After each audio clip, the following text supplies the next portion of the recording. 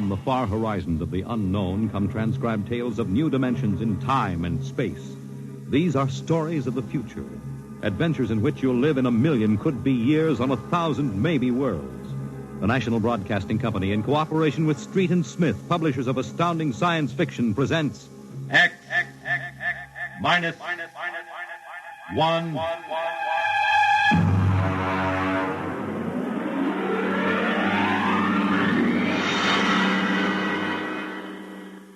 Tonight's story, Ray Bradbury's Dwellers in Silence.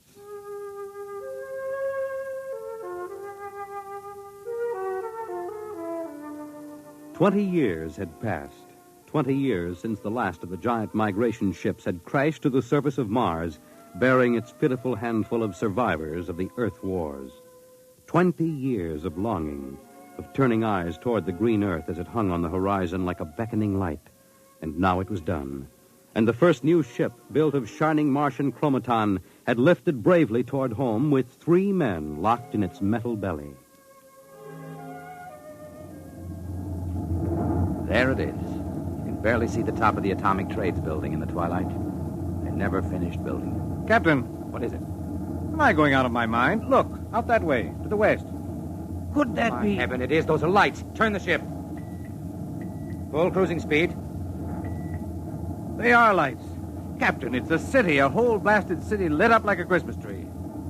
What do you think of your dead planet now, Williams? Decelerate to -5. We're going to take her down.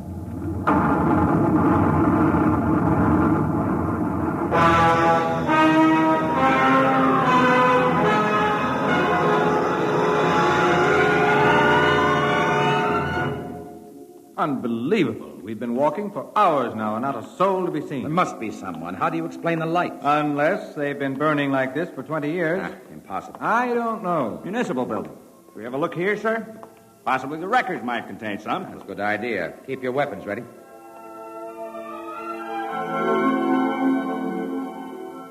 We'll start right here with the city clerk's office. Better check radiation again, Doctor. Well, not enough to do any damage. Gives you the creeps, doesn't it? Look at this desk. Papers crumpled, inkstand, just as if somebody came in and worked here every day. Dog licenses, hunting permits. That's strange. There's ink in that inkstand. Well, what of it? Well, you'd think standing open for 20 years it would have dried up. Good heavens. If I hadn't heard it with my own ears. Evans, did that phone ring? Yes. Well? Pick it up, Doctor. Hello? Good day, Doctor. How are you? I called to ask some advice about a trip panning problem. Can you tell me if the lateral cut should be made first? Hello? Hello? This is absolutely insane. Hello? Thank you, Doctor. I'll do that. By the way, how is your wife, Alice? And the girls? And your son, John? Fine boy, John. I'll call again tomorrow. Goodbye, Doctor. Hello? Hello? Gone dead. Who was it? I don't know. Strange voice carried on a conversation about some surgical operation without paying the slightest attention to anything I said. Captain. What is it? Listen. Someone is coming, walking slowly toward the corridor. Coming closer. Jumping Jupiter. It's a man. An old man. Are you... Is it really someone? You seem to be real. I saw the ship come down, and I thought perhaps I was losing my mind.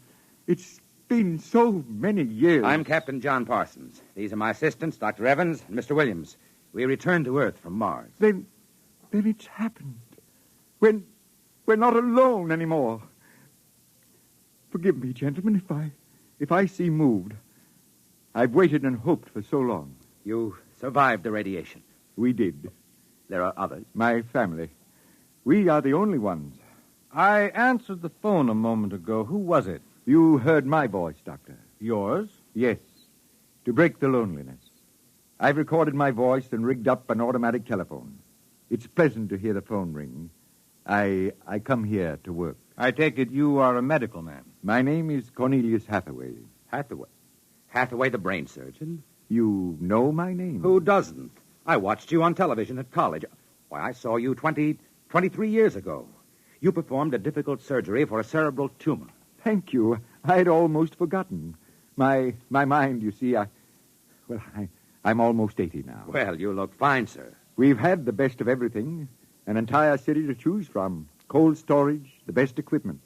But come. There's a fine dinner waiting for you, and you'll want to meet my family. When I saw the ship come down, I told Alice, my wife, you know, to prepare a feast. This is a great day for me, gentlemen. A great, great day.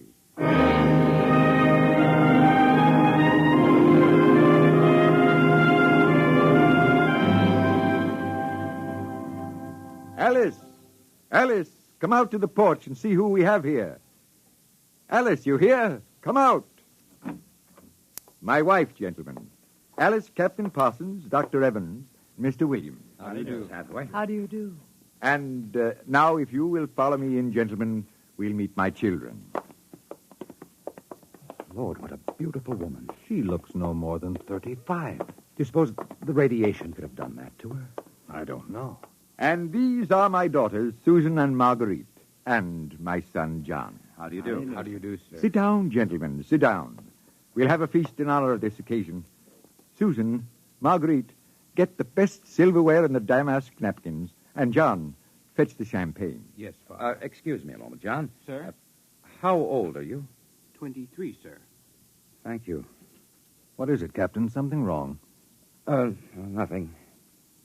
Except that it's impossible. You see, Dr. Hathaway's son was already in college when I started. That would make him at least 45.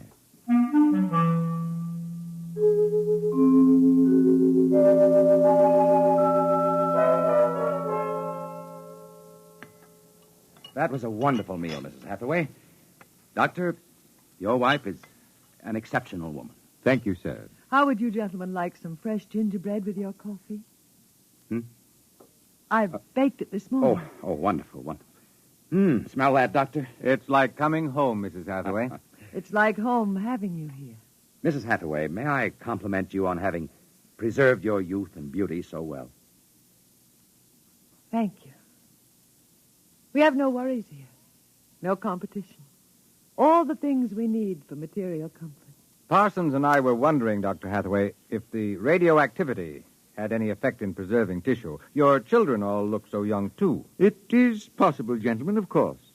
Radiation does strange things to living tissue. Alice, could we have some champagne? Alice. Oh, I'm sorry. What, John? Some champagne, please. Champagne. Oh, yes, of course. An amazing woman. Did you ever see such grace, such complete relaxation? It doesn't seem quite natural. I beg your pardon, gentlemen? Captain Parsons was just about to ask how you and your family managed to escape, Dr. Hathaway. We were very fortunate. You see, my home was in the Sierra Mountains at the time. I had a lead-lined laboratory in the basement where I did X-ray research. My hobby, you know. I chose this house because it was on a hill where I could watch the sky. Oh, the loneliness of those first years. But at least you had your wife and children. Yes, I had my family. If it were not for them, gentlemen, I assure you I would long ago have put a bullet in my head. Champagne, Captain? Oh, thank you, Mrs. Hathaway. May I propose a toast? Oh, let me. Gentlemen, to Earth. To Earth. Earth. May she never be stranger to man. And... Hathaway, what is it? You all right? It's nothing. It's nothing, really. Just a rather sharp pain in the chest. Why don't you gentlemen go out on the porch and enjoy the air? You've had a long and tiring journey. Alice, we'll show you the way. Will you be all right, John? Yes, don't trouble yourself. I'll see you all in the morning. Good night, Doctor. Good night. Come, John. Yes, Father.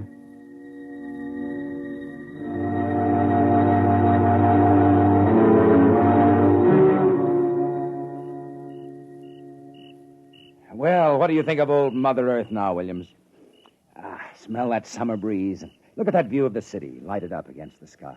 It has a certain quality. Well, score 1 point for the back-to-earth proponents. I didn't say that. You're beginning to feel it, though, Williams, I can tell. If you don't mind, gentlemen, I'm quite tired. I think I'll turn in. Excuse me? Well, Captain, Well, what? what do you make of all this? I don't know what you mean. This Hathaway and his family. There's something strange and unnatural going on here. I can sense it. Oh, I think you're reading things into it, Doctor. Perhaps. Well, I'll turn in, too. Coming? In a moment, I want to smoke a cigarette.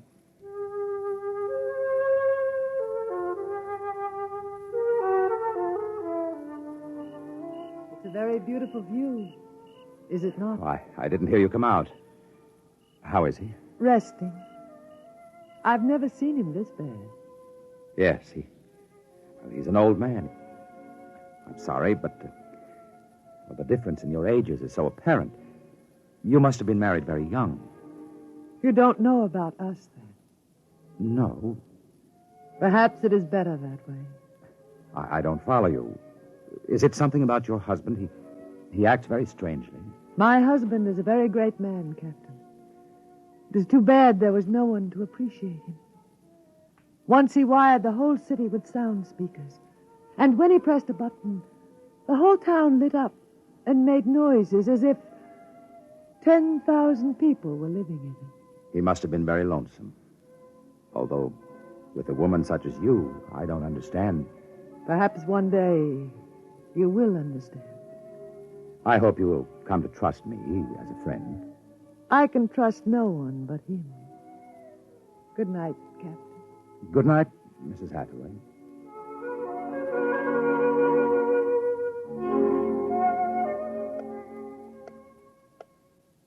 Captain. Captain Parsons. What is it? Who's there? Dr. Evans. Oh, what's wrong? What time is it anyway? 2 a.m. What's wrong? I couldn't sleep. A few minutes ago, I heard someone slip out the front door. In the moonlight, I saw it was the old man. He was headed toward the ship. What are you suggesting, Doctor? Nothing, except that it's fairly unnatural for an old man with a bad heart to go wandering off at 2 in the morning. Very well. We'll follow him.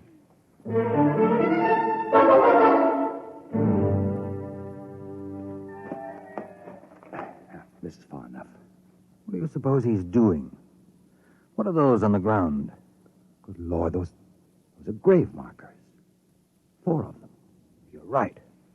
He seems to be praying over them. Listen. Do you forgive me for what I had done? I had to do it. I was so lonely, so terribly lonely. You don't mind too much? You do forgive me, don't you? Yes. Yes, I feel you do. Well, I'm glad. I think perhaps I can rest now. I think He's having another attack. Come on. Hathaway. Dr. Hathaway, can you hear me? Raise his head, Evans. Dr. Hathaway. His lips are moving. What is it, Doctor? Closer. Lean closer. I'm sorry I had to spoil all of this. I've expected it for some time. We'll fix you up. No, I'm an excellent diagnostician. It really doesn't matter. Except for them. What about them, Hathaway? You suspected, didn't you? Yes, I suspected. But I couldn't believe it until now. Do they know? No, they wouldn't understand. I wouldn't want them to know. Ever. Doctor? He's dead, Captain. What was it he meant about your suspecting? Light a match, Dr. Evans. Look on those 4 grave markers and tell me what you see. Good heavens. Well? Alice Hathaway, Marguerite Hathaway, Susan Hathaway, John Hathaway. Died July 1987. But that's 20 years ago. It's impossible. If these markers are correct, then who are those others? Can't you guess, Doctor? Can't you guess?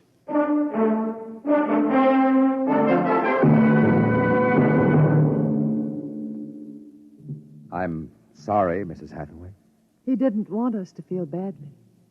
He told us it would happen one day and that he didn't want us to cry. He didn't teach us how, you know. He said it was the worst thing that could happen, to know how to be lonely and unhappy. We weren't to know what death is. Perhaps it's just as well. You know about us, don't you? Yes, I know. I didn't think you knew yourself. The children don't. I've been aware for a long while. No one would have guessed. You're so perfect. He would have liked to hear you say that. He was so very proud of us. After a while, he came to love us, and at the end he took us as his real wife and children. He even forgot sometimes that he had made us. You gave him a great deal of comfort. Yes. Over the years we sat and talked. He loved so much to talk. I was first, you know. Then he became lonesome for the children, and so he made them. There was only one thing. One flaw. And that? He couldn't make us grow old. And so he had to watch himself become an old, old man while we stayed young. It was a great blow to him. We'll bury him on the hillside where the other 4 crosses are. I think he would like that. Yes, he would. Mrs. Hathaway, Alice, I think that you are a very great and wonderful woman.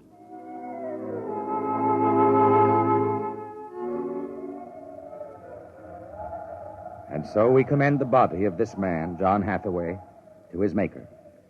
Ashes to ashes, dust to dust returneth. Amen. Come, John. Yes, Mother. Susan, Marguerite.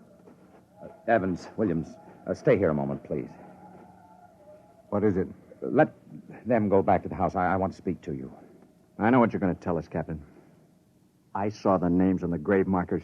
Well? It's a mockery, a blasphemy of everything we believe in. For a man to do something so evil. Can't you imagine what he faced? Can't you imagine what it must have been like to have watched his wife and children die slowly of radiation burns? To know that he was the last man on the face of the earth, alone, eternally and unalterably alone. Good Lord, man, what would you have done if you'd had his medical and technical genius? I'll tell you, you'd have come back to your laboratory just as he did and tried to recapture all the wonderful things that they had been to you. You'd use all the power of your memory, all the accuracy of your fingers, and you'd try to put together, bit by bit, all those things that were wife, son, and daughter. It's incredible. So you suggest that we take them back, Captain? I don't know. We haven't enough space in the ship for that. Every ounce counts. Still, to leave them here like that, alone... I think I have an answer, cold-blooded as it may seem. Go on. I suggested we turn them off. Do you think I could do that? No, but I think I could. After all, they aren't human. They're worse than robots. They're ghoulish. I suggest you go back to the ship, Captain, and leave me to deal with them. I will not permit it. You've no choice in the matter. I assure you it'll be quick and entirely painless. I hate to admit it, but he's right, Captain. We can't take them with us, and it would be less than human to leave them here without Hathaway. They were created by him for himself. They have no other feelings, no other purpose. If you leave them, they'll go on year after year, night after night, talking, laughing, baking strawberry biscuits for no reason, not knowing who they are, why they exist. Could you do it, Doctor? I don't know. I've already offered to do it. No, I wouldn't want it to be you, Williams. You're sick. You have no feelings. If Dr. Evans here can do it, well, so be it. It's a difficult thing, Captain. Still, as you say, they aren't human. Logic is on your side. It isn't as if you were murdering someone. Well, give me the blast gun, Williams. We'll wait in the ship. Take off in half an hour. Half an hour.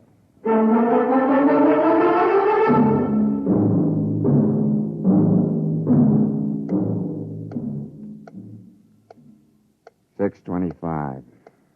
He should be back soon. Yes. He's doing the only humane thing, Captain. They're less than human. Are they? Well, it's done now. No one will ever... That's the airlock. He's back.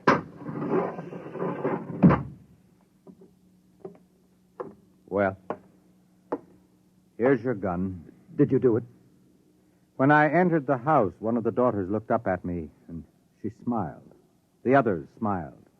He taught them that, taught them to make him feel welcome when he came home at night.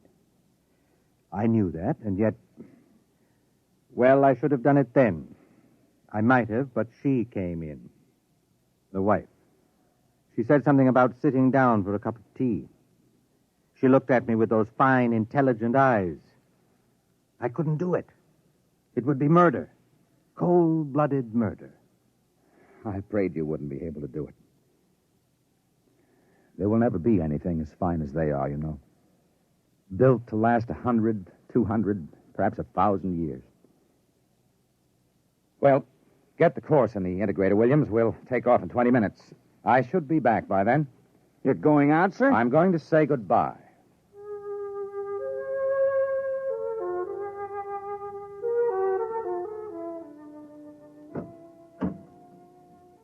You've come back. Only to say goodbye. It was nice of you. I wanted you to know that I'm coming back. Here? To us? Here.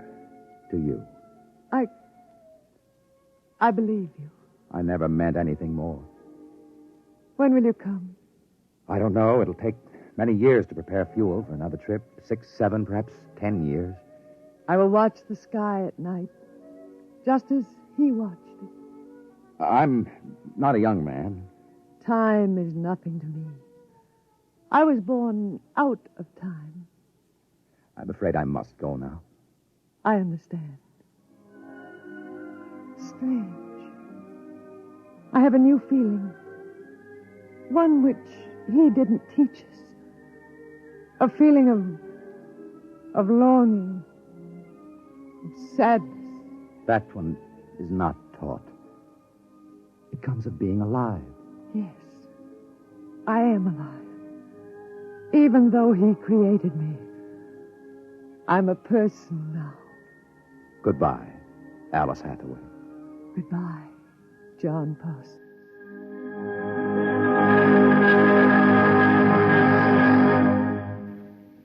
You have just heard X-1, presented by the National Broadcasting Company in cooperation with Street and Smith, publishers of astounding science fiction.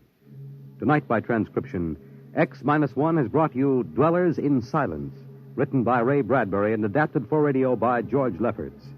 Featured in the cast were Anne Seymour, Carl Weber, Theodore Osborne, Richard Hamilton, Edwin Jerome, and Stan Early. Your announcer, Fred Collins. X-1 was directed by Daniel Sutter and is an NBC Radio Network production.